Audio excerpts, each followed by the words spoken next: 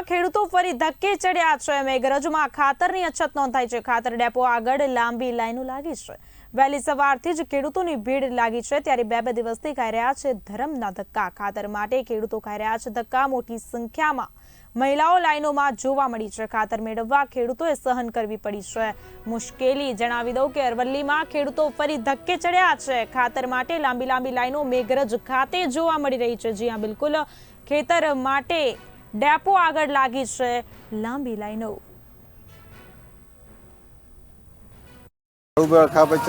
ગામ પાલ્લા, તાલુકો મેઘરજ ખાતર લેવા માટે 2 દિવસથી આવીએ છીએ, પણ લાઈનમાં ઉભા હતા છતાં ખાતર મળતું નથી।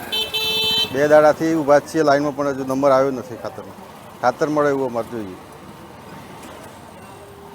રમેશભાઈ ગાયવાસડાથી હું આવું છું 2-3 દિવસથી, તો ખાતર મળતું નથી। ધક્કા ખાઈને પાછા જઈએ છીએ। આજે પણ આ લાઈનમાં ઊભી છું,